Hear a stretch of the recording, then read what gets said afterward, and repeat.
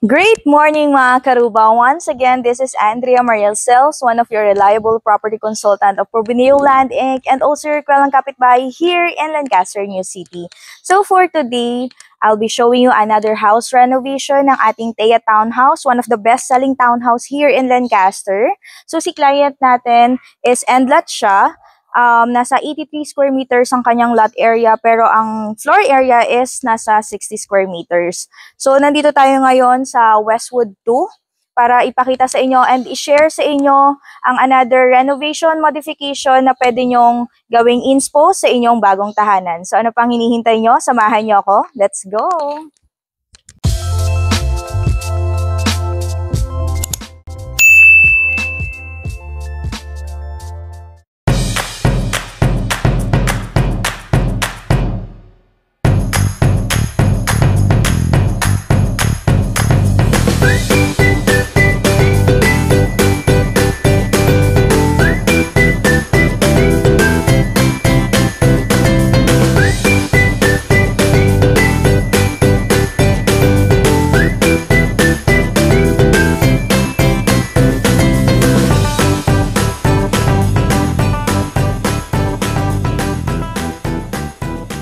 So ngayon, ito yung pinakalabas ng house ng ating client. Usually kasi yung mga gate nila is naka-tubular pero si client is angle bar ang ginamit. And ito kasi supposedly is yung single entry nila pero sinarado na rin nila. Ayan. And dito na ang kanilang pinaka entrance sa area na to. And on this side, tara. Etong area na to supposedly is open space lang siya. Hindi siya kasama sa lot area ni client. Kumbaga parang minaximize na lang din nila kasi sayang dahil ginagawa lang tambakan siya. So ang ginawa ni client is inayos siya and kahit sino naman is allowed na tumambay dito. Etong likod na to is open space yan. Mamaya makikita nyo, puro talahiban lang yung likod niyan. So, kaya itong area na to, kesa masayang, is ganito na lang yung ginawa ni client. Kesa pagtambakan pa ng other waste, diba? So, ayan, na-maximize pa din yung space. So, pasukin naman natin yung loob ng kanilang bahay. So, dito naman sa part na to is yung kanilang pinaka-receiving area or yung launch area kapag may mga bisita. Ayan, or kapag may mga meeting, pwede yan dito, simple gathering, yan. Or pwede rin parang kung baga may work from home setup kayo, pwede rin dito kasi sobrang relaxing nga nung pinaka-location ng kanilang bahay and sobrang mahangin. So talagang another panibagong ambience naman sa atin na lagi na lang, let's say, di ba, yun nga, naka-work from home setup tayo, tapos lagi lang tayo nasa room. At least ito is kahit papano, medyo open pa rin yung space nila. So, dito naman tayo sa kanilang bandang entrance.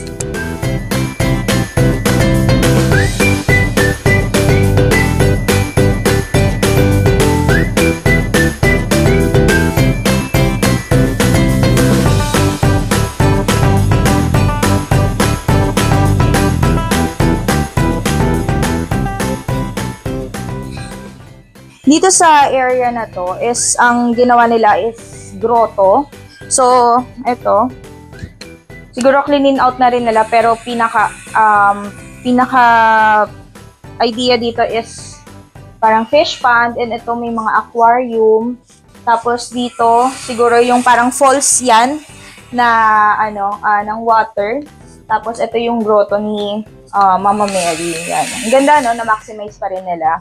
So, ito naman yung dito sa side na to is still, ayan, pwedeng tambayan pa rin or waiting area. Tapos, dito sa side na to, para talaga sa kanilang mga footwears. Ayan. So, sliding door pa din yan.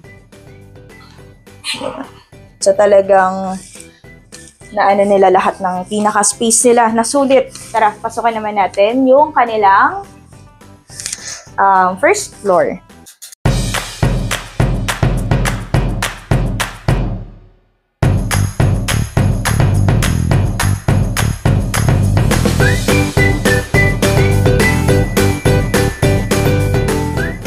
So, dito naman ang kanilang first floor, which is yung kanilang living area, dining area, kitchen, and first bathroom. So, tara!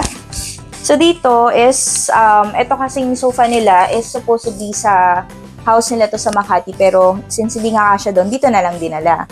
Ayan. So, ito. Ang ideal kasi sa ganitong setup ng house na pahaba is yung mga L-shaped sofa. Pero since yun nga, is hindi kasya to sa bahay nila sa Makati, dinala na lang dito ni client. And ito. Dito nakalagay yung kanilang TV. Naka-wall mount siya. Ayan, completed din ng pang home entertainment talaga. So, kahit yung mic nila meron pong shower cup. 'Di ba? Ang syala. Ayan, tapos dito sa area na to, yung ilalim ng hagdan usually yun yung ginagawa nating bar counter, 'di ba? Or yung mga shelves, yung mga hidden cabinets natin. Pero si client ang ginawa niya is parang pa rin, working station, 'di ba? Andiyan yung mga books and may mga cabinets pa rin naman. Yan, so may mga lagayan pa rin. Yan, open nga lang siya. Hindi katulad ng other content natin na talagang naka-close yung mga shelves. So, ayan, minaximize niya pa rin yung konting space dito. And on this part, ayan, since si client, end lot siya, so, malaki pa yung space niya rito on the other side.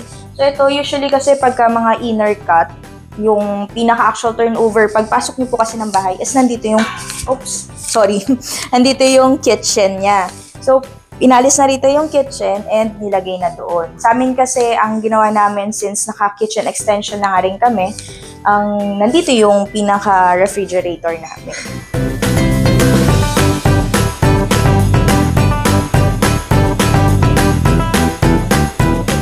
So, dito naman sa area na to, ito yung pinaka-first bedroom, supposedly, kapag yung actual turnover po ng Thea Townhouse natin. Pero si client, ang ginawa po nila is, ginawa na nilang dining area. And yung mga windows, pinalitan na rin ng sliding windows. Kasi yung actual turnover po, yung mga steel casement lang po yun na window. Ayan. So, ito yung kanilang pinaka-dining area. And, dito sa area na to, is their first bathroom.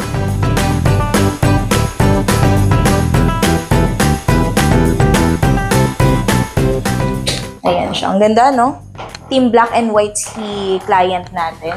Ayan. So, ito, ang actual turnover po, half lang yung pinaka-tiles. So, ang kay client, pinatibag niya yung actual na tiles na to and finul niya na naka-tiles hanggang dito sa almost sa may ceiling na banda. Completed with shower fixtures naman yung actual turnover natin. Pero si client is pinapalitan niya yung kanyang shower.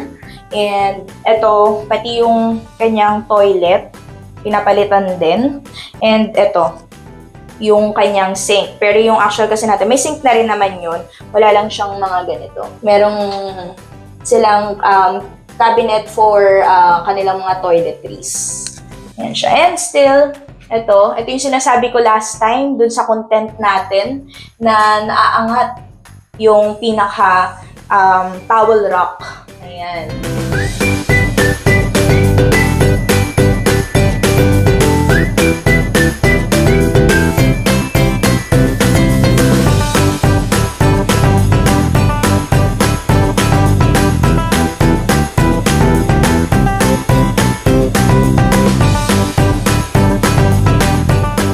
So, dito sa area na to, yung pinaka-actual po natin is yung service area. So, na-mention ko nga kanina, nandito yung kitchen, nandiyan yung pinaka-lababo, and nandito yung pinto para sa service area, and hanggang dito po yan.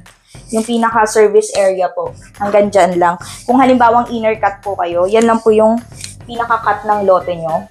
Tapos sa katabing bahay na yun. Since si client nga is end lot nga, so minaximize pa rin niya yung kanyang lote doon. So, eto, usually, kung nakikita niyo sa mga contents ko, nandito yung kitchen, 'di ba? Kasi nagpa-kitchen extension nga sila. Pero si client is ginawa niyang hallway. Ayan, nandito pa rin yung maraming ano. Gusto niyo ba? Kukuha tayo. Saan tayo? Sa terrace tayo. Char lang. Tapos may mga spam pa. Gusto niyo bang spam? Ayan, comment down below lang kayo, tapos padadalhan natin kayo ng spam. Ang daming spam mo. Ayan. Sa amin, pag nagpalagay kami ng, siguro ng cabinet, yung nakasmoke, yung ano, para hindi kita yung laman, puro laman na kasi na maling, bigo. Dito kasi sa kanila, corned beef, pure foods, spam, may Tim Hortons pa silang green tea. Hindi natin avoid yun.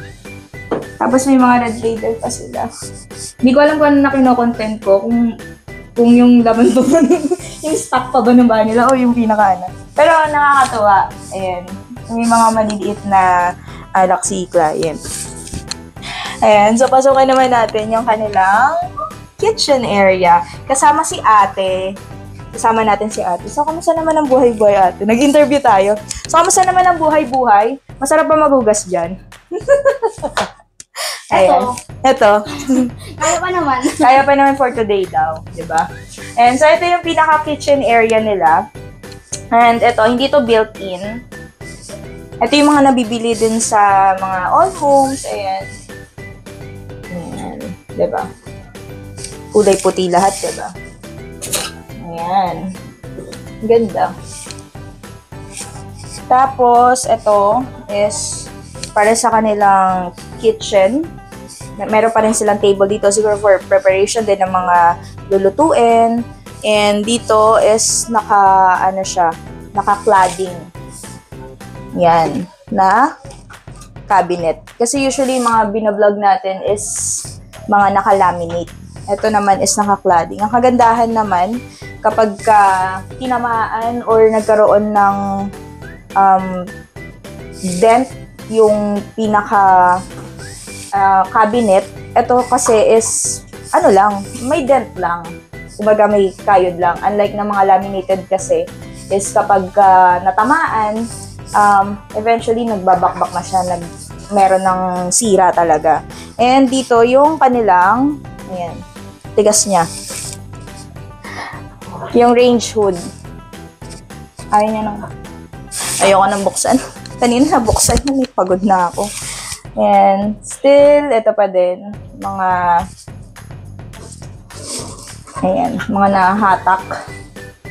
Cladding. Cladding po ang tawag dyan. So, kung magpapa-coat kayo, usually nasa around 45,000 po yan, more or less. All in na po yan, kasama na yung labor and materials and also yung installation. So, yan po yan. Hanggang sa may ibabaw ng ref. Ito yung kaninan doon na dinaanan natin pagpasok. Ito yung kanilang washing area. So, meron pa rin silang, ayan, teka, ngayon natin. So, meron silang spiral staircase going up dun sa kanilang terrace. Pero ito, yung kanilang automatic washing. So, dito na sila naglalaba. Ayan. So, tara.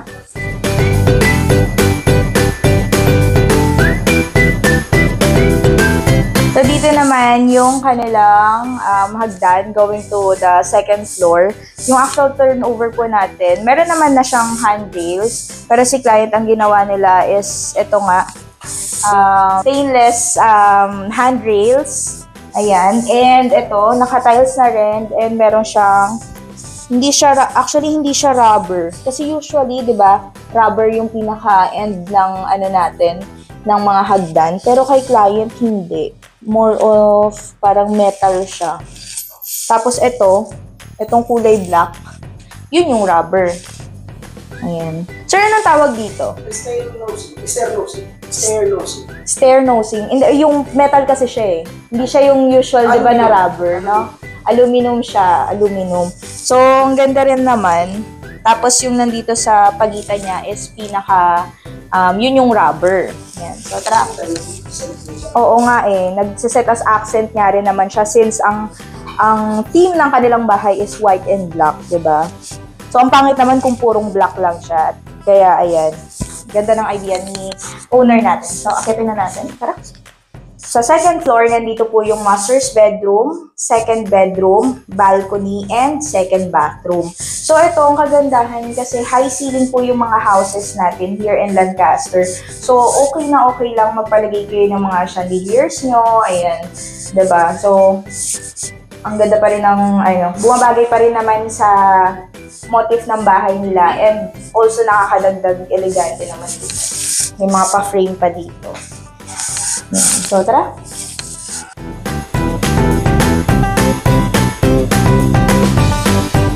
So, dito naman sa area na to is their second bathroom. Ayan. So, ito, si client is nagpalagay siya ng partition, pero hindi po siya sliding. Nagsiset lang siya as division dun sa shower and dito sa pinaka-toilet. Kasi di ba usually, kapag may mga ganitong partition is sliding, pero si client is ginawa niya lang as division itong partition na to. And, ayan, palagay sila ng cabinet dito. Usually kasi diba dito sa ilalim, naglalagay ng mga cabinet para sa mga toiletries. Per si client nga dito. Yan. And ito, open space sila dito. So, ito yung kanilang second bathroom. And still, yun nga, same with the restroom doon sa baba, is naka-tiles din siya up until dito sa may pinaka-ceiling.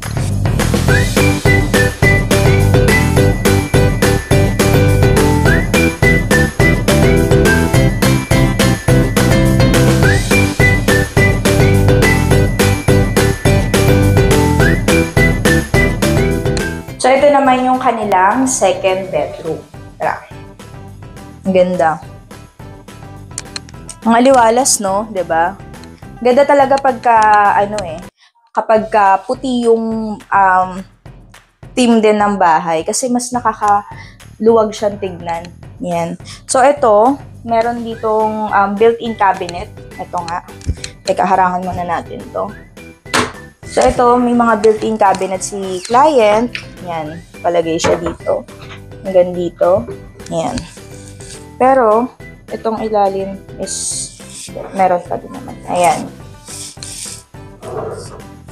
Ito yung kanyang built-in cabinet. And kasi si client is merong baby.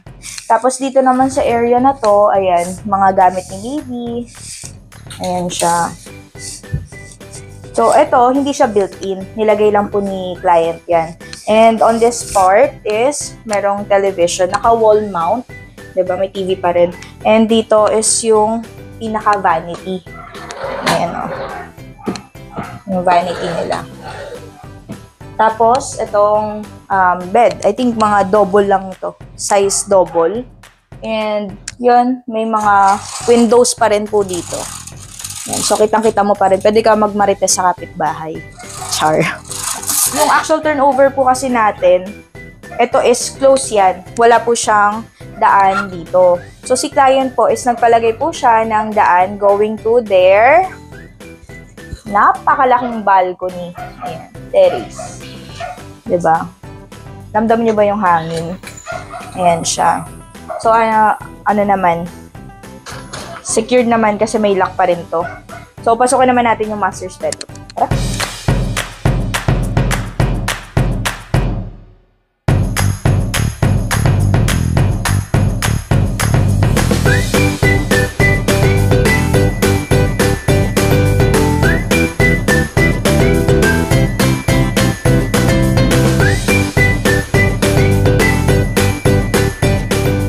So, ito naman yung kanilang pinaka-master's bedroom.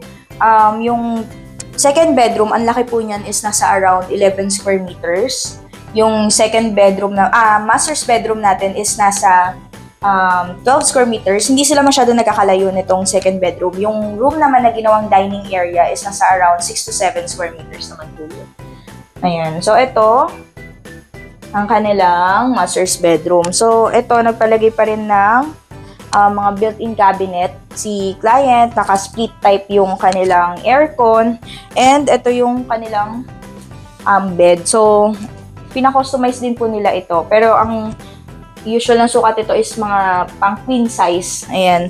And nakaharap siya dito sa kanilang napakagandang balcony pa din. Diba? Imagine paggising mo, ito yung makikita mo. Nakakatawa. Gusto ko rin to. Gusto ko yung ganitong setup. Tapos nandito yung wall mount ng kanilang TV. Siguro para sa akin idea ko lang naman. So kung halimbawang ganito yung setup, since andito nga yung daan going to their balcony, siguro ang balak ko is magpalagay dito ng wall mount ng TV, tapos na-extend siya pa ganito. Meron kasi yun, di ba, yung naahatap. Para ayan, nakakaharap pa rin sa inyo. At the same time, kung hindi naman gagamitin, andito lang siya sa may pinaka-wall niya. So, yun yung isang idea ko lang din naman. Area dito, di ba, usually mga ano yun eh, ang ginagawa natin is walk-in closet, 'di ba? Yung pinakataas nung kitchen extension natin. Pero si client kasi is full 'yan na balcony. So tayo kasi yung ibang mga client natin gusto yung space dito ng taas nung or yung slab nung kanilang kitchen is ginagawang walk-in closet. So eto, daan tayo sa kanilang napakagandang balcony.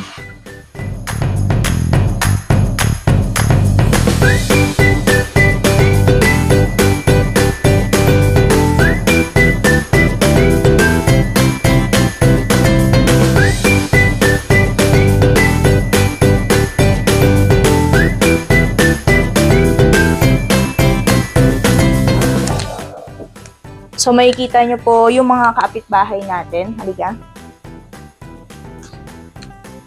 So, nandun lang po yung manager namin. Ay po sa aming manager, nakakauwi lang galing sa Japan.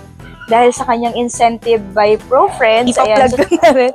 Yung mga gusto maging agent din and maka-experience sa mga ganitong klase ng incentive. You can message me directly din naman para sa mga gustong maging sales associate, business partners namin. Pwede po. Mag-message lang kayo. Min-maximize ni client yung kanyang pinaka-balcony. And ito, nakakatuwa. Hindi ko alam kung makakasakay ako dito o itatapon ako nito. Ayan. 'Di ba?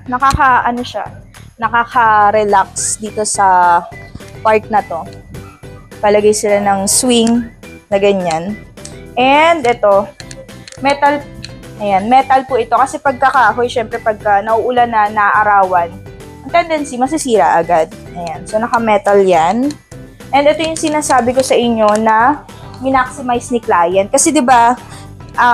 Kung halimbawa na hanggang dito lang kasi yung cut nun, 'di ba? Tapos yung ibaba is yun yung kitchen. Tapos ang ginagawa natin is yung walk-in closet para ma-maximize nga yung space. So si client, ang ginawa niya is dito yung sampayan. Ayan. Tapos ito, may grocery, mga zens. Anong gusto niyo? Anong gusto niyo? May munggo. Sino magbumunggo today? Comment down below. Oh. Nandito pala yung grocery. Ay, nalaglag. Ayan. Nagkalkal ng laman. Ayan. O, diba? Nandito pa rin yung, binuklat na natin lahat. Meron sariling mga lagayan yan. And ito, ayan yung kanilang mga sampayan. So, dito na, since mahangin nga dito, and naman, pwedeng doon na part maaraw siya. So, doon na lang nila ilalagay yung kanilang mga sampay. And, dito ako na-amaze. Ito yung kaninang spiral staircase na pinakita ko sa inyo.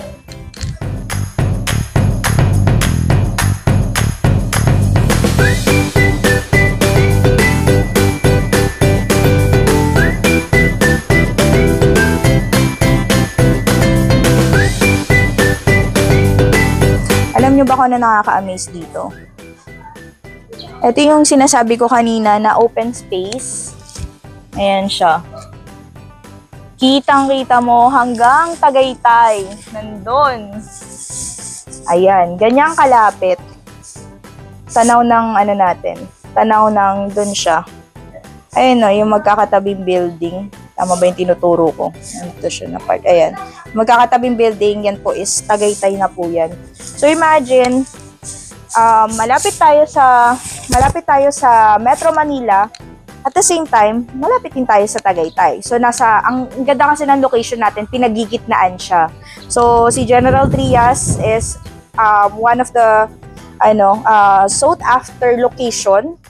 Located siya at the heart of Cavite. So ito si General Trias, nandito si accessible going to Dasma, going to Imus, going to Kawit, Centennial, Rosario, Tansa, 13. So, ang gandang location niya kasi since sobrang accessible niya nga, hindi kayo mahihirapan na mag-travel. Kasi usually, ang travel time natin kapag going to Manila, Pasay, mga around 30 to 45 minutes via Cavitex. If you want naman na change of ambience, gusto nyong kumain ng bulalo, tawilis, magkape, and yun nga, ma-experience ang Tagaytay, same, parang travel ka lang din going to Metro Manila, going to Pasay, 30 to 45 minutes lang yan. Kasi meron po tayong shortcut via Governor Ferrer Drive. So, ito na nga, nakatapos na naman tayo ng another house tour here in Lancaster, New City. So, sa mga gustong magpa-quote, ayan, sasabihin ko mamaya kung sinong contractor ito. Bagong contractor natin to. And, thank you po pala sa ating homeowner na nagpa-unlock na ipakita, ipasilip at bigyang idea ang ating mga kababayan dyan, mga karuba natin na gusto ring magpagawa din ng kanilang bahay. Ayan. So, and also sa mga gusto rin naman na magkaroon din ng kanilang bagong tahanan. So, ito na naman, 2024 na tayo. Huwag na nating paabutin na matapos na naman ng taon. Huwag nating paabutin na magkaroon na naman ng price increase at ma-sold out yung mga available houses natin. So, pwede po kayong mag-message sa akin. I'll be dropping my link and also contact number. And also, andito ang aking screenshot ng Facebook account and also my YouTube channel. You can subscribe my YouTube channel para updated din kayo sa mga ganap dito sa ating mga projects with ProFriends. So sa mga interested po magkaroon ng house and lot, and also we offer condominiums, which is the Westwind at Lancaster, New City, na available din sa Pag-ibig for as low as 10,000 a month po yan for the down payment. So, 'di ba? Meron ka ng 1 bedroom. Pwede po kayong mag-message sa akin para sa sample computation and other details. And ano pang hinihintay nyo? Ito na nga ang ating contractor, si Sir Rodel. Halika dito, sir. Ayan. So, si Sir Rodel, siya po ang ating contractor na gumawa nitong bahay. And ang kanilang page na RDC Builder. So, ipa-flash ko rin dyan sa screen yung kanilang screenshot ng page. And also, meron, ang kagandahan niya kasi kanila, sir, is meron silang sariling hardware. So, kung halimbawa na nagkaroon ng tight budget, sobrang bait ni sir, pwede nyo pakiusapan. Kasi yun naman yung usually problema natin, yung kanilang, yun nga, yung panggawa ng materyales. Pero since merong sariling hardware si sir, tuloy-tuloy pa rin ang gawa. Bayaran lang po natin. Bayaran lang po natin. Kadalasan kasi, since nung nangontrata ako, nung wala akong hardware, so isa yan sa nagiging problema. Si client kasi minsan nagkakaroon ng problema when it comes dun sa budget. Nadidelay. So si contractor, nadidelay rin yung gawa. So good thing ngayon, kasi talagang inisip ko kung paano mas maganda ang proseso.